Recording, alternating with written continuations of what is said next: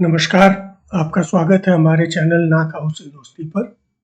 यहाँ इस चैनल पर हम पूरी कोशिश करेंगे कि हम अपनी बातों को जो हम सोचते हैं उसके हिसाब से रखें, ना कि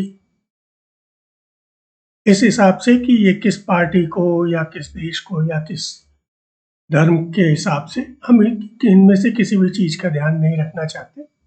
हम सिर्फ और सिर्फ इस चीज़ का ध्यान रखना चाहते हैं कि हमारे विचार से जो हो रहा है वो क्या सही है और क्या गलत है। इसमें कभी आपको देश नेशनलिज्म दिखेगा, कभी नेशनलिज्म नहीं दिखेगा। इसमें कभी आपको रिलीजियोसिटी दिखेगी, कभी रिलीजियोसिटी नहीं दिखेगी। इसमें कभी आपको किसी पार्टी का समर्थन दिखेगा, कभी दूसरी पार्टी का समर्थन दिखेगा, कभी एक पार्टी का विरोध दिखेगा, कभी दूसरी पार्टी का विरोध दिखेगा। आपसे उम्मीद है कि आप हमारी इन चीज़ों को समझेंगे और अपने कमेंट में आप इन बातों पे पूरी तरह से स्वतंत्र हैं कि आप जो कहना चाहें कह सकते हैं। मैं विनय प्रताप हूं और मैं अपनी ही बातों को यहाँ पर रखने की पूरी कोशिश करूंगा। तो आज जिस विषय पर आज पहला वीडियो है ये हमारा, और जिस विषय पर हम बात करना चाहते हैं वो है कि हमारे देश में हमारे संविधान, जिसके बारे में सभी लोग कहते हैं कि यह देश संविधान से चलता है। हालांकि इसके ऊपर मेरे विचार थोड़े अलग हैं। मेरे विचार ऐसे हैं कि ये देश संविधान से नहीं चलता, सरकार संविधान से चलती है, क्योंकि संविधान सरकार के अधिकारों पर लिमिट की तरह कार्य करता है। जब इस देश के लोगों ने अब खुद को, जैसा कि प्रियम्बल में खुद ही लिखा हुआ है, जब इस देश के लोगों ने खुद को एक संविधान दिया और इस देश को के निर्माण के लिए संविधान दिया, तो जो ये निर्माण की पूरी प्रक्रिया थी, जो हम लोग चाहते थे, क्योंकि हम जिसके बारे में बात कर रहे थे वो स्टेट की बात कर रहे थे। स्टेट यानी वो जो स्टेट की पावर्स को कंट्रोल करता है, वो कौन है? वो है सरकार। और हम उस सरकार के बारे में बात कर रहे थे, इसलिए ये जो संविधान है ये सरकार की पावर्स पे लिमिट लगाता है। ये सरकार को अनलिमिटेड पावर लेने से, टोटलिटेरियन होने से रोकने की कोशिश मात्र है। और इसीलिए जो हमारा प्रियम्बल है वो बड़ी क्लियरली इस बात को कहता है, we the people. We the people यानी हम खुद को, इस देश के नागरिक, हम इस देश के नागरिक खुद को यह संविधान देते हैं। यानी यह संविधान सरकार से ऊपर है। क्यों? क्योंकि देश के नागरिक संविधान से ऊपर है, देश के नागरिक सरकार से ऊपर है।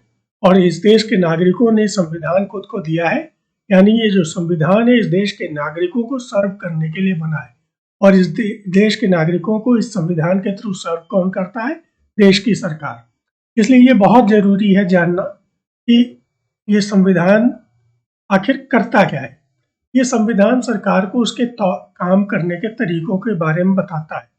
बहुत से आर्टिकल्स हैं जो बताते हैं कि लोकसभा कैसे काम करेगी, राज्यसभा कैसे काम करेगी, राष्ट्रपति क्या करेगा, कैबिनेट क्या करेगी, या आपका ब्यूरोक्रेसी कैसे काम करेगी, जुडिशरी कैसे काम करेगी।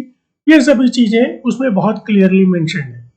और वो इसलिए इतनी क्लियरली मेंशन है जिससे कि जो भी सरकार का अंग है, या जो भी स्टेट का अंग है, जो भी राज्य का अंग है, वो अपने कार्यों को नियमानुसार करता रहे। इसीलिए उनके कार्यों से संबंधित नियम पहले से ही संविधान में दिए गए हैं। इसी के साथ ही साथ यदि आप मूलभूत अधिकारों यानी फंडामेंटल राइट्स पे अगर आप ध्यान दें, तो वो पूरी तरह से ये सरकार के अधिकारों पर लिमिटेशन लगाते हैं। वो कहते हैं कि आप अपनी प्रजा, सरकार की प्रजा नहीं है, आप देश की प्रजा है। इस बात को पहले तो मैं आपको बहुत क्लियरली बता दूं कि आप सरकार की प्रजा नहीं है, आप देश की प्रजा हैं। देश सरकार से ऊपर है, इसलिए आप कभी भी खुद को सरकार की प्रजा मत मानिए।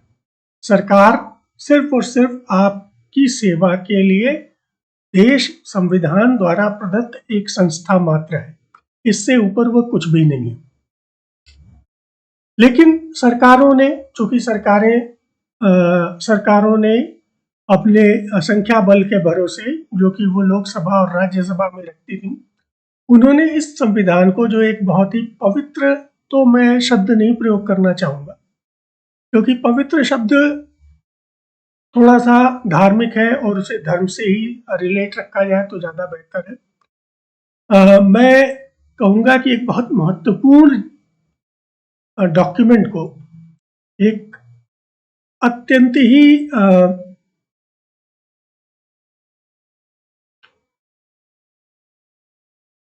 इम्पॉर्टेंट डॉक्यूमेंट जो है, जो संविधान है आपका, उसमें संख्या बल के द्वारा वो समय समय पर परिवर्तन करते आए अपनी सुविधा अनुसार। ठीक है, आप कह सकते हैं कि चूंकि उनका संख्या बल देश के नागरिकों को का रिप्रेजेंटेशन है, इसलिए वो संख्या बल अपने आप में जस्टिफाइड है कि वो संविधान में अपनी सुविधा अनुसार या कार्य करने की सुविधा हेतु वो समय समय पर परिवर्तन कर सकता है। और इसके लिए संविधान में 368 अनुच्छेद 368 में पूरे प्रोविजंस भी दिए हुए हैं। हालांकि उन प्रोविजंस में भी 42वें संविधान संशोधन में इंदिरा गांधी ने अपनी सुविधा अनुसार परिवर्तन करके उनको पूरी तरह से जुडिशियल रिव्यू के बाहर कर दिया था। परंतु संविधान के संशोधन के जो अधिकार हैं, वो जो 368 में दिए हुए हैं, उनका प्रयोग करके सरकारों ने समय समय पर बिना सीधे जनता की राय लिए, क्योंकि ऐसा नहीं है कि इन परिवर्तनों पर जनता की राय सीधे नहीं ली जा सकती और इसके लिए हमें केवल हमारे रिप्रेजेंटेटिव पे भरोसा रखना पड़ेगा। हो सकता है आज से कुछ साल पहले तक ये संभव न रहा हो, परंतु अब यह पूरी तरह से संभव है। जैसे कि अब कानूनों को इंटरनेट पर डाल दिया जाता है और जनता की राय उस पर मांगी जाती है, जिस पर कुछ एक्टिव नागरिक जो होते हैं वो अपनी राय देते भी रहते हैं। जैसा कि अभी लेटेस्ट यूनिफॉर्म सिविल कोड के ऊपर राय मांगी जा रही है और उम्मीद है आप सबने अपनी राय दे दी होगी। हालांकि मैं अपनी पर्सनली बता दूं तो मैं यूनिफॉर्म सिविल कोड को लेकर इंडिफरेंट हूँ, यानी यदि यूनिफॉर्म सिविल कोड लागू होता है तो भी मुझे कोई फर्क नहीं पड़ता और यूनिफॉर्म सिविल कोड नहीं लागू होता है तो भी मुझे कोई फर्क नहीं पड़ता, क्योंकि सिविल कोड का अर्थ है कि अपना खुद का जीवन जीने के लिए आपको आपके लिए क्या कानून है। तो अगर वो धर्म के हिसाब से भी है तो मेरे ऊपर कोई फर्क नहीं पड़ता, और अगर वो धर्म के हिसाब से नहीं भी है और जिसको सेकुलर धर्मनिरपेक्ष कहा जाता है, सेकुलर है, तो भी मेरे ऊपर कोई फर्क नहीं पड़ता। परंतु कुछ चीजें ऐसी हैं जो जिनसे मेरे ऊपर फर्क पड़ता है, कुछ परिवर्तन ऐसे हैं जिनसे मेरे ऊपर फर्क पड़ता है।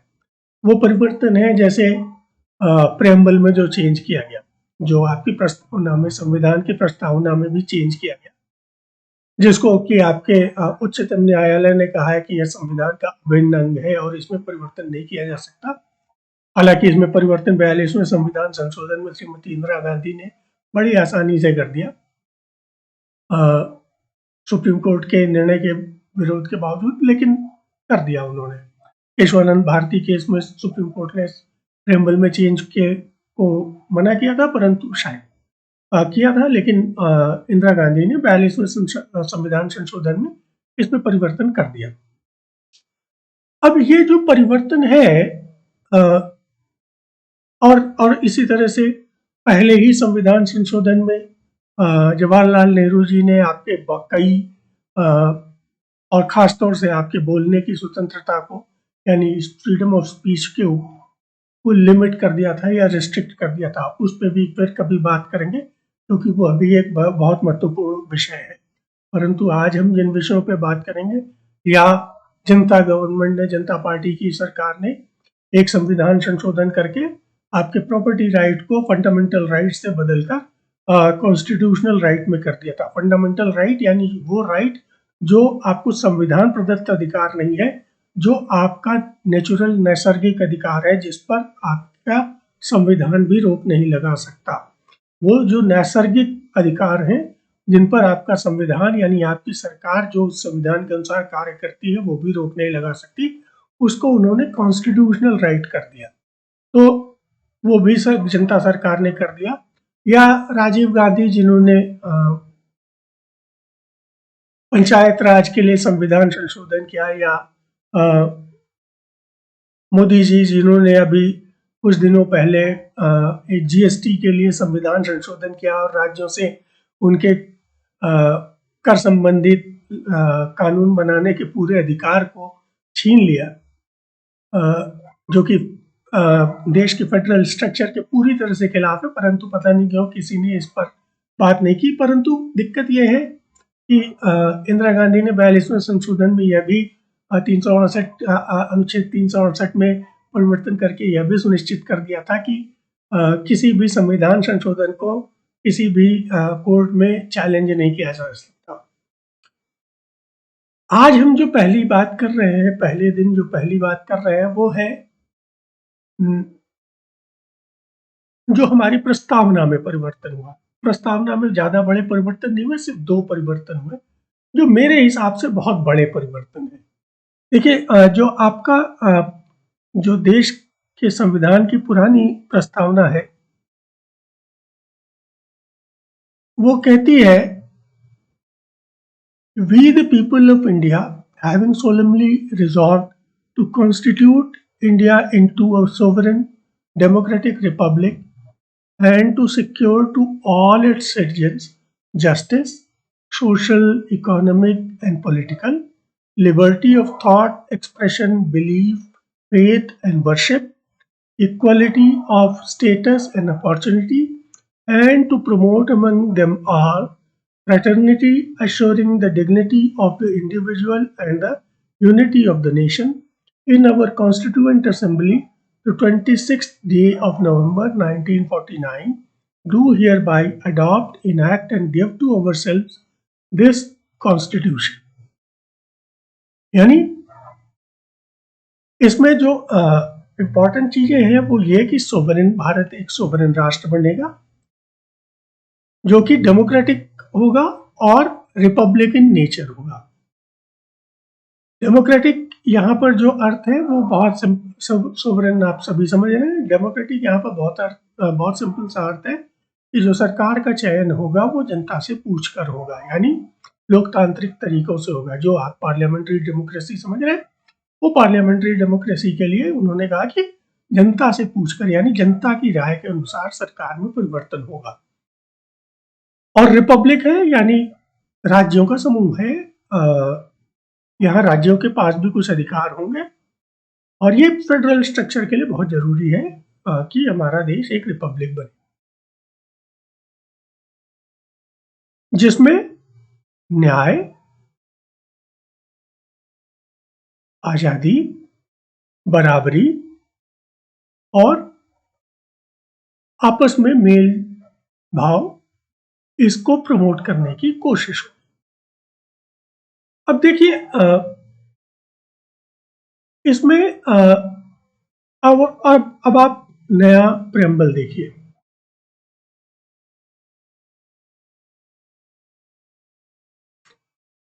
नया प्रेम्बल भी ऑलमोस्ट सेम है, सिर्फ 3 शब्द इसमें जोड़े गए हैं। एक तो सेकुलर, दूसरा सोशलिस्ट और तीसरा unity, sorry integrity of the nation. Secular, sovereign, socialist, secular, democratic, Republic. जो पहले सोवरेन डेमोक्रेटिक रिपब्लिक था, अब वो sovereign socialist secular democratic Republic हो गया। यानी अब हमारा देश, जो कि पहले सोशलिस्ट और सेकुलर नहीं कहा गया संविधान में, मैं ये नहीं कह रहा हूँ कि वो पहले सोशलिस्ट और सेकुलर नहीं था। नेहरू जी का जो पूरा सेंट्रल प्लानिंग का सिस्टम था वो सोशलिस्ट सिस्टम ही था।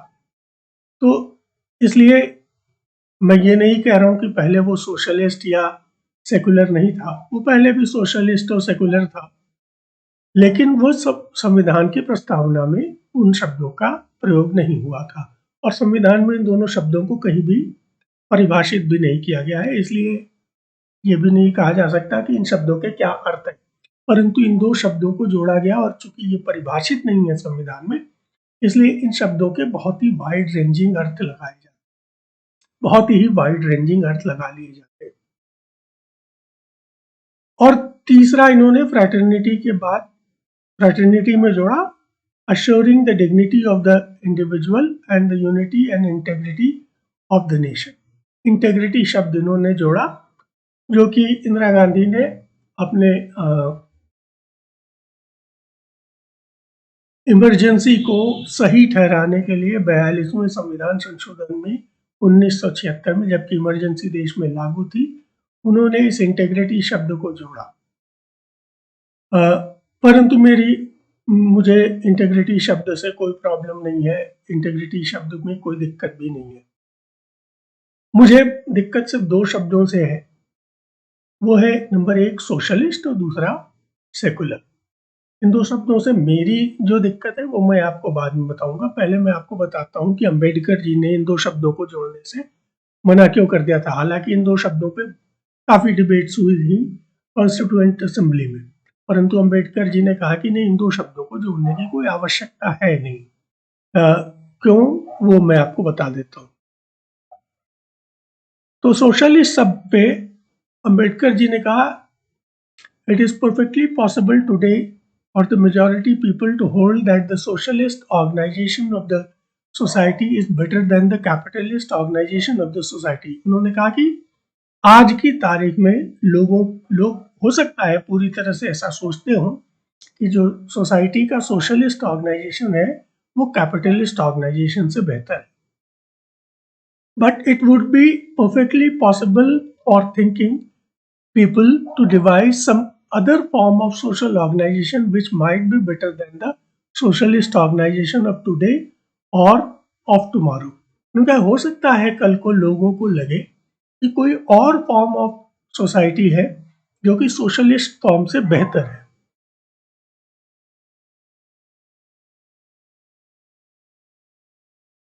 I do not see therefore why this constitution should tie down the people to live in a particular form and not leave it to the people themselves to decide it for themselves.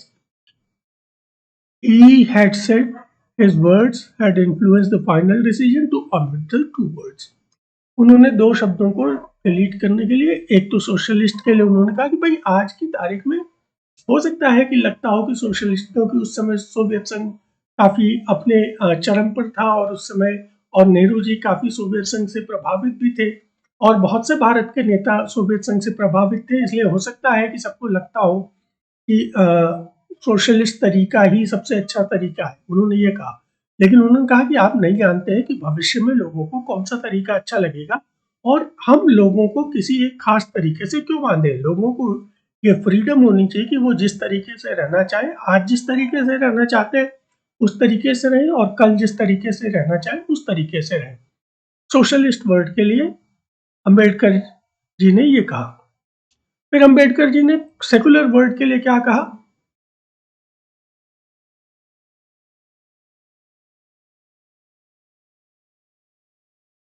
The debate saw Dr. Ambedkar reason that there was no need to include the term secular as the entire constitution embodied the concept of secular state, which means non-discrimination on the grounds of religion and equal rights and status to all citizens.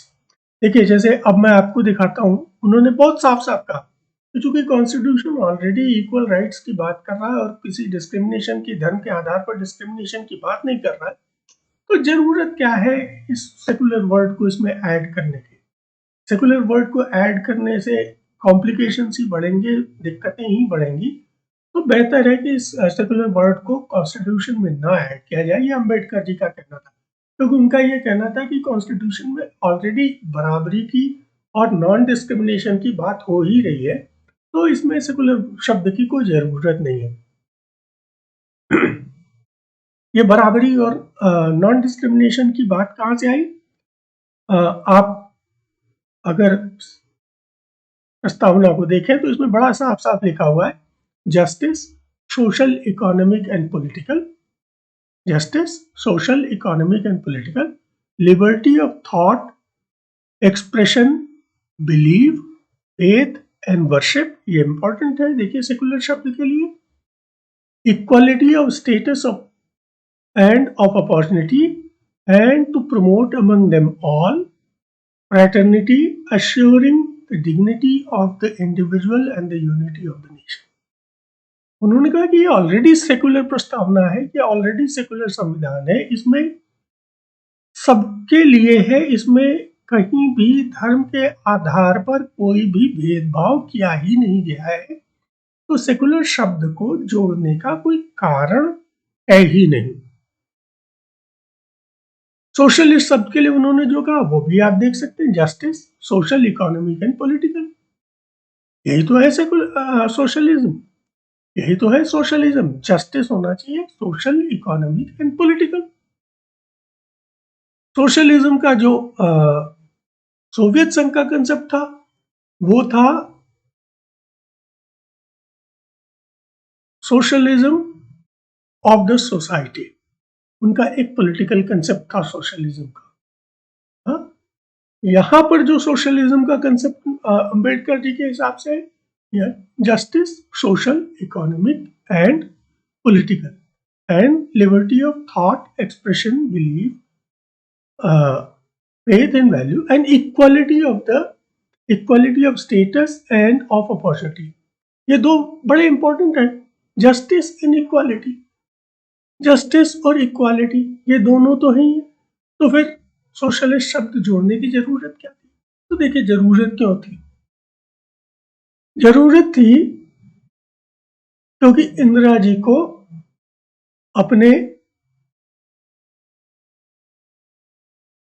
जो उन्होंने emergency लगाई थी उसको justify कर, और उस emergency में उन्होंने किया क्या था?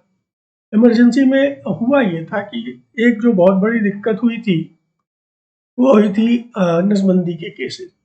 नसबंदी का जो सरकार का पूरा एक कैंपेन चला था जिसके अगुआ इंदिरा जी के पुत्र संजय गांधी जी थे, उसके कारण मुस्लिम पॉपुलेशन उनसे बहुत खफा थी। और चूंकि मुस्लिम पॉपुलेशन उनसे, क्योंकि मुसलमानों में धर्म के कारण, धार्मिक कारणों से बच्चों की पैदाइश पे रोक लगाना ईश्वर के आदेश के खिलाफ समझा जाता, और इसलिए नसबंदी के कैंपेन के कारण मुस्लिम पॉपुलेशन इंदिरा गांधी से पूरी तरह से खफा थी। इस खफा होने के कारण इंदिरा गांधी को ये लगता था कि कल को अगर चुनाव होता है तो ये मुस्लिम पॉपुलेशन मुझे वोट नहीं देगी। उस मुस्लिम पॉपुलेशन को खुश करने के लिए इंदिरा गांधी ने सेकुलर शब्द को प्रियम्बल में जोड़ दिया।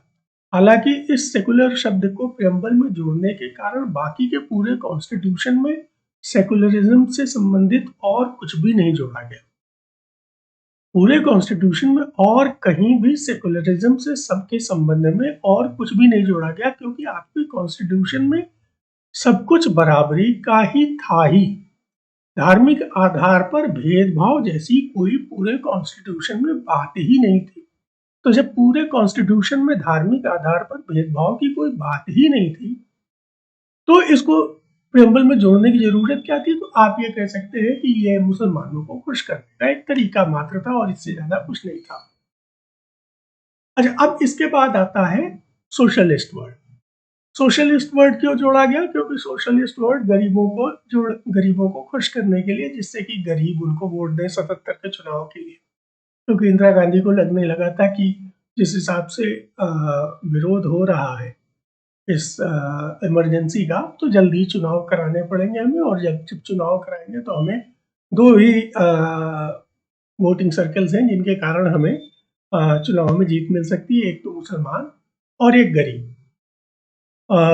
गरीबों को खुश करने के लिए, गरीबों को यानी आप समझ सकते हैं कि lower middle class, upper middle class और लोअर क्लास, इनको खुश करने के लिए उन्होंने कहा कि हम इसमें सोशलिस्ट वर्ड यूज कर देते हैं। सोशलिस्ट वर्ड को हम प्रियम्बल में केवल डेकोरेटिव पर्पज से ये दोनों शब्द यूज किए गए थे, केवल इलेक्शन के पर्पज से, केवल वोटर को इन्फ्लुएंस करने के पर्पज से, और केवल डेकोरेटिव पर्पज से, क्योंकि इनके कारण बाकी के पूरे कॉन्स्टिट्यूशन में कोई परिवर्तन इन शब्दों का से संबंधित नहीं हुआ। बाकी तो 42वें संविधान संशोधन में बहुत से परिवर्तन हुए, परंतु इन शब्दों से संबंधित और कोई परिवर्तन नहीं हुआ। तो अगर बाकी के संविधान में इन दोनों शब्दों से संबंधित कोई परिवर्तन नहीं हुआ और इनको पॉलिटिकल पर्पसेस से जोड़ा गया था, तो इन शब्दों को बाद के संविधान संशोधनों में हटा क्यों नहीं दिया गया? क्योंकि बाद के संविधान संशोधनों में जो सरकारें थी उनको लगा कि कहीं इनको हटा दिया तो मुस्लिम पॉपुलेशन या गरीब हमसे खफा न हो जाए, इसलिए वो आज तक नहीं हटा पाए। आज तक आपके कॉन्स्टिट्यूशन में ये दोनों शब्द जो के तो बने हुए। बाद में सुप्रीम कोर्ट ने भी कह दिया कि प्रेम्बल में परिवर्तन करना अलाउड नहीं है और ये सब दिक्कतें तो आपको सुप्रीम कोर्ट से भी टक्कर लेनी पड़ सकती है और आपको पॉलिटिकल असर भी इसके हो सकते हैं। इसलिए उन्होंने कहा कि किसी भी सरकार की हिम्मत नहीं हुई कि इसके ऊपर रोक लगाने की कोशिश कर पाए। लेकिन अब इसके बाद हुआ क्या? अब मेरी दिक्कत क्या है इन दो शब्दों से? मेरी और कोई दिक्कत नहीं है बाकी, क्योंकि मैं जानता हूं कि बाकी के कॉन्स्टिट्यूशन में कोई परिवर्तन नहीं हुआ, इसलिए मुझे और कोई दिक्कत है नहीं। मेरी दिक्कत सिर्फ दो है। एक तो सोशलिज्म पूरी दुनिया में फेल हो चुका है, और जब सोशलिज्म पूरी दुनिया में फेल हो चुका है तो इसको भारत को एक सोशलिस्ट देश बनाने का क्या कारण है? नंबर एक। नंबर दो, ये जो सोशलिज्म शब्द है जब इसको आप कॉन्स्टिट्यूशन में ऐड कर देते हैं तो ये सरकार को असीमित अधिकार दे देता है जनता के अधिकारों को छीनने का। सोशलिज्म के नाम पर, सोशलिज्म के नाम पर जनता के अधिकारों को छीनने का ये सरकार को असीमित अधिकार दे देता है। ये सरकार को अधिकार दे देता है कि सरकार बैंक आपके बिजनेस पर जो चाहे नियम कानून लगा दे। ये सरकार को अधिकार दे देता है कि ये समाज के अधिकारों को जब चाहे तब छीन ले। ये सरकार को अधिकार दे देता है कि जनता इसके हिसाब से चले, ये जनता के हिसाब से न चले। ये सरकारों को असीमित अधिकार दे देता है। एक तरह से प्रियम्बल में इस शब्द का होना भारत में एक टोटलिटेरियन सरकार बनाता है। अब याद रखिए 42वें संशोधन में जो जो परिवर्तन किए गए उनमें से कई परिवर्तन बाद के जब जनता सरकार ने उन परिवर्तनों में से कईयों को हटाया तो कई परिवर्तनों को बने रहने दिया। क्यों? क्योंकि वो परिवर्तन सरकारों को असीमित अधिकार देते थे, और चूंकि वो सरकारों को असीमित अधिकार देते थे इसलिए उन परिवर्तनों को बने रहने दिया गया, जिसमें से एक था ये सोशलिस्ट शब्द का बने रहना। इससे सरकारों को अधिकार मिल जाता था कि वो आपके अधिकारों को लेके, क्योंकि वो सोशलिस्ट फॉर्म ऑफ गवर्नमेंट थे, वो आपके अधिकारों को आपसे छीन कर और सोशलिज्म के नाम पर या सोशलिज्म यानी समाजवाद के नाम पर, हालांकि आप ये जान लीजिए जो सोशलिज्म शब्द है उसका अर्थ अलग है और समाजवाद भारत में जो लोहिया वगैरह ने जो उसकी व्याख्या की है दोनों में बहुत अंतर है। परंतु सोशलिज्म जो सोवियत संघ का सोशलिज्म है, क्योंकि इंदिरा गांधी ने सोवियत संघ का भी इन्फ्लुएंस था जिसके कारण वो सोशलिज्म वर्ड ऐड किया गया था, परंतु जो सोशलिज्म का सोवियत संघ का अर्थ है और जो लोहिया वगैरह का सोशलिज्म का अर्थ है उसमें बहुत अंतर है। तो इस चीज को आपको समझने की बहुत आवश्यकता है। लेकिन जो ये सोशलिज्म शब्द यूज किया गया था इसके कारण एक चीज तो पक्का है कि सरकारों को असीमित अधिकार मिल गए। और ये जो सेकुलर शब्द है इससे मेरी आपत्ति क्या है? मेरी सिर्फ इतनी सी आपत्ति है कि देखिए जो सेकुलर शब्द है इसको जोड़ने का अर्थ ये हुआ कि इस देश में जो माइनॉरिटीज हैं वो मेजॉरिटी के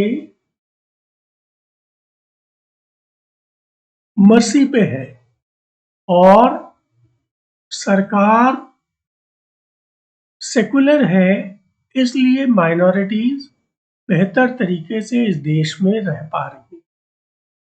मेरी आपत्ति इस बात पे है। मेरी आपत्ति यही है कि इस देश की मेजॉरिटी धर्म से पूरी तरह से सेकुलर है। मेजॉरिटी यानी हिंदू मेजॉरिटी।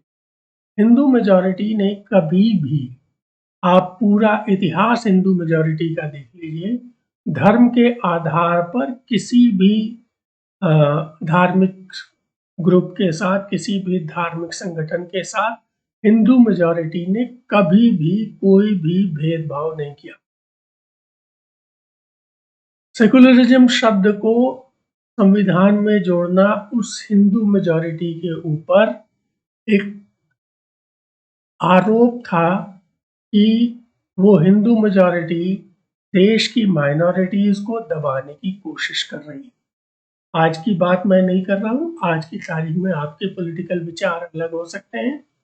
हो सकता है कि मोदी जी के आने के बाद आपको लगता हो कि शायद मेजॉरिटी जो कर रही है वो आपको पसंद ना आ रहा हो। मैं 1976 की बात कर रहा हूँ, जब देश में हिंदूवादी ताकतों को कोई पूछता भी नहीं था। देश में इंदिरा की सरकार थी और उसके बाद जनता की सरकार हुई। हिंदूवादी ताकतों को कोई पूछता भी नहीं था। और मैं आज भी मानता हूं कि मेजॉरिटी हिंदू सेकुलर है। क्यों है? क्योंकि हमारा धर्म कहता है एकम सत विप्रा बहुधा वदन्ति, यानी एक ही सत्य है जिसको विद्वान अलग अलग तरीके से बताते हैं। और इसीलिए जब आप चलते हैं, अगर कोई मजार पड़ती है तो भी आप हाथ जोड़ लेते हैं, कोई चर्च दिखता है तो भी आप हाथ जोड़ लेते हैं। इसलिए ये कहना कि हिंदू मेजॉरिटी अपने आप में सेकुलर नहीं है या गलत है। हो सकता है पॉलिटिकल रीजंस के कारण आज की तारीख में आपको दिख रहा हो कि हिंदू मेजॉरिटी शायद उतनी सेकुलर नहीं है, परंतु हिंदू मेजॉरिटी अभी भी सेकुलर है, अभी भी सेकुलर है, पॉलिटिकल रीजंस चाहे जो भी हो। ये मेरे दो बहुत बड़ी आपत्तियां हैं। इसी तरह की एक आपत्ति सुभाष कश्यप जी ने की थी। उन्होंने कहा था कि however prime minister Indira Gandhi reintroduced the two words for political regions in the 42nd Constitution Amendment of 1976. Constitutional expert Subhash Kashyap said the word socialist was added to send a message politically that she stood for the poor. The word secular was obviously meant for the minorities in context of the birth control programs of the emergency period. It was not as if the constitution was not secular or socialist before the words were added. India has been secular before the 42nd Amendment and continues to be secular after it. It was merely playing politics, mister Kashyap से। ये जो constitutional expert है mister Subhash Kashyap, उन्होंने इस बात को बहुत clearly कहा। तो अभी मैं आपसे और अभी 2022 में शायद सुब्रमण्यम स्वामी जी ने सुप्रीम कोर्ट में एक रेट पिटीशन भी लगा रखी है प्रेम्बल से इन दोनों शब्दों को हटाने के लिए। उम्मीद है कि सुप्रीम कोर्ट उस रेट पिटीशन को सुनेगी और प्रेम्बल से इन दो शब्दों को हटाने पर फैसला देगी। उम्मीद है, सिर्फ उम्मीद है, क्योंकि सुप्रीम कोर्ट भी कई बार नियम कानून से बधी भी होती है। कई बार जजों के भी अपने विचार होते हैं। इन कारणों से हो सकता है कि संविधान के प्रियम्बल से ये दो शब्द ना हट पाए सुप्रीम कोर्ट के कहने से। परंतु जिस प्रकार की मेजॉरिटी मोदी सरकार के पास है, मुझे आश्चर्य होता है कि पिछले 9 साल में आज तक इन दो शब्दों को हटाने की कोशिश क्यों नहीं की गई। मैं शुरू से इस पर लिखता आया हूँ।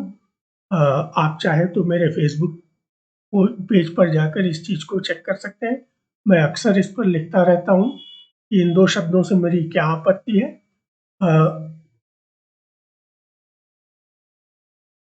आपसे उम्मीद है कि आप भी इन शब्दों के इंक्लूजन के बारे में थोड़ा पढ़ेंगे, थोड़ा जानेंगे। मेरी सभी बातों पर विश्वास मत करिए मैं जो कह रहा हूँ। हालांकि जो मैंने आपको दिखाया है वो मैंने मेरा खुद का लिखा हुआ नहीं है। ये मैंने अखबारों की कटिंग आपको दिखाई है, तो इसलिए ये मेरा लिखा हुआ नहीं है। परंतु अगर यदि आपको मेरी बातों पर विश्वास नहीं हो या आपको हो सकता है कि लगता हो कि शायद मुझे पूरी जानकारी नहीं हो, तो मैं चाहता हूँ कि आप जाकर इन बातों को चेक कर दें कि मैं ये ना कहूँ से दोस्ती का अर्थ है कि मेरी आपसे भी दोस्ती नहीं।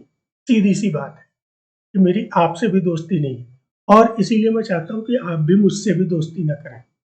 हाँ, मैं ये ज़रूर चाहूँगा कि आप इस चैनल को लाइक करें, सब्सक्राइब करें और शेयर करें। मैं इस बात को चाहूँगा, और ये जो इस स्क्रीन पे नंबर दिए हुए हैं, इन पे यदि आप हमारी मुद्रा से कोई सहायता करना चाहते हो तो अवश्य करें, हम इसको सप्रेम स्वीकार करेंगे। परंतु वैचारिक रूप से कोई भी दोस्ती नहीं करेंगे, हम आपस में तर्कों में बात करेंगे, तार्किक बातें करेंगे, क्योंकि मेरा मानना है कि किसी भी बहस में 3 बातों का हमेशा ध्यान रखना चाहिए: तथ्य, तर्क और तरीका। तो मुझे उम्मीद है कि आपने इन तथ्यों के साथ मेरे तर्कों को सुना, परंतु मैं ये चाहूँगा कि आप भी उन तथ्यों के बारे में ज़्यादा जानकारी करें और उन तथ्यों के साथ-साथ आप अपने तर्कों को भी थोड़ी धार दें और फिर तरीके से अपनी बातों को मेरे इस पोस्ट पर कमेंट के रूप में चाहे लिखना चाहें, आप अपनी फेसबुक पोस्ट करना चाहें, उस पे लिखना चाहें, या किसी भी चीज़ पर कहीं भी आप उस बात को करना चाहें तो करें। इस देश का युवा, इस देश के लोग, इस देश के पढ़ी लिखी जनता यदि तात्विक और तार्किक तरीकों से बात करेगी तो यह इस देश के भविष्य के लिए बहुत ही अच्छी बात होगी। इसी के साथ ये पहला पॉडकास्ट मैं समाप्त करता हूँ। नमस्कार। उम्मीद है कि आगे भी इसी तरह के नए पॉडकास्ट लेकर मैं आता रहूँगा और आपका सहयोग मुझे मिलता रहेगा। धन्यवाद।